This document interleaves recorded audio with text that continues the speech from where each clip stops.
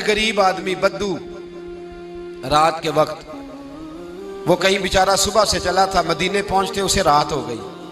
उसने डरते हुए ना खैमा ही बाहर लगा लिया। जहां रात हुई ना, आधी रात को 1-2 बजे समझ ले पहुंचा मदीने, तो उसने बाहर ने खैमा लगा लिया।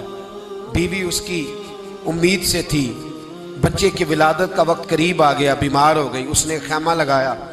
बीवी अंदर है, हजरत उमर फारूक गश्त पे थे रात को, साथ एक गुलाम था। हजरत उमर फारूक रज़ी अल्लाह ताला अन्हु कहने लगे वो आग जल रही है थोड़ी सी, पता करो कौन है।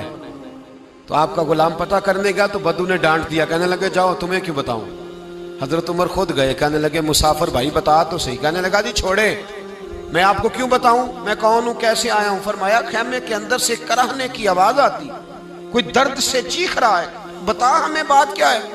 कहने लगा जी मैं फलां बस्ती फलां इलाके का एक गरीब हूँ, अमीरुल मोमिनीन उमर फारूक से मिलने आया हूँ, और रात हो गई है तो यहाँ खैमा लगाया है, सुबह मैं उनसे मिल के चला जाऊंगा। तो रात को तकलीफ देना पसंद नहीं किया, तो मेरी बीवी उम्मीद से थी, अब बच्चे की विलादत का वक्त करीब है, पास कोई नहीं। हजरत उमर कहने लगे तू ठहर, मैं अभी आया। चेहरे पे नकाब है, उसे बताया नहीं मैं ही अमीरुल मोमिनीन। उमर दौड़े गए, अपनी जौजा से कहने लगे अगर तुझे बहुत बड़ा अजर मिल रहा हो तो हासिल करेगी। क्या करूंगी। तो कहने लगे चल फिर मेरे साथ, बहुत बड़ा अजर है। एक दोस्त के यहाँ विलादत का वक्त है, जरूरत की चीजें साथ ले लो। उस औरत ने थोड़े दाने ले लिए, घी ले लिया। हजरत उमर से कहने लगी लकड़ियां इकट्ठी कर ले। अमीरुल मोमिनीन, काउंसलर की बात नहीं बता रहा आपको, मैं आपको एमपीए की बात नहीं बता रहा, एमएनए की बात नहीं बता रहा, जो 10 गांव को मिला के चेयरमैन बना उसकी बात नहीं बता रहा, उसकी बात बता रहा हूं जो 22 लाख मुरब्बा मील का हुक्मरान है। उसकी बात बता रहा हूं जो गली से गुजरे तो शैतान रास्ता ही बदल जाता है।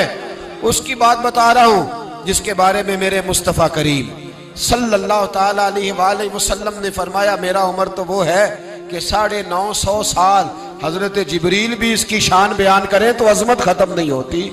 इतना बड़ा शख्स। हजरत उमर ने लकड़ियां इकट्ठी की, ईंटों का रोड़े लेके चूल्हा बनाया, पहुंच गए। आपकी जौजा कहने लगी ये थोड़े दाने डालने, घी डालने और एक लकड़ी लेके इसको हिलाएं, तैयार करें। खुद जौजा अंदर चली गई, हजरत उमर बाहर पकाने लगे। वो बद्दू कहता है मैं इस तरह का उनके साथ बिहेव करने लगा जैसे को किसी चौकीदार के साथ नहीं करता। मैंने समझा ये उमर ने चौकीदार रखे आने जाने वाले मेहमानों का।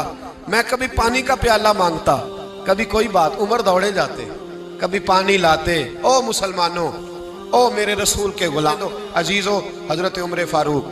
वो गुलाम कहता है मैं उमर से कहता, मैं कहता गुलाम पानी ला, तो उमर दौड़ के पानी लाते। मैं कहता तुझे घी पकाना भी आता है, पहले भी कभी पकाया है?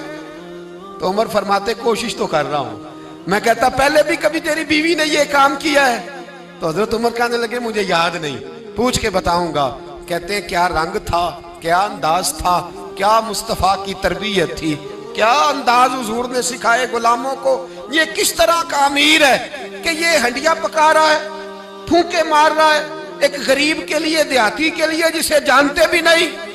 अंदर उस शख्स की बीवी के यहाँ बेटा पैदा हुआ तो हजरत उमर की बीवी अंदर से बोल के कहने लगी अमीरुल मोमिनीन मुबारक हो, आपके दोस्त के यहाँ बेटा पैदा हुआ है। जब कहा ना अमीरुल मोमिनीन मुबारक हो, तो वो शख्स कहता है मेरे हाथ कांपने लगे और मैं इस तरह दौड़ा कि मेरी पगड़ी गिर गई।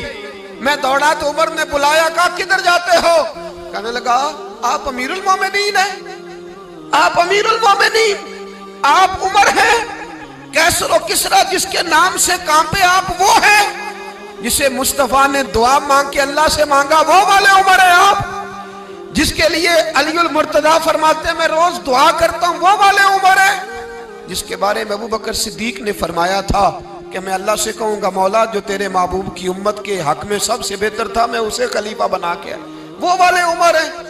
उमर अमीरुल मोमिनीन की बीवी वो तो खातून अव्वल होती है, वो तो मलका होती है, और तेरी बीवी दाई बनकर एक गरीब के बच्चे के पास बैठी रही विलादत के वक्त। उमर अमीरुल मोमिनीन होके तेरी दाढ़ी सारी धुएं से भर गई तो ड्यूटी करता रहा। तो सैयदना उमर रो पड़े और उस बद्दू को सीने से लगा के कहने लगे तुझे पता नहीं तू कहाँ आया है, इस शहर का पता है?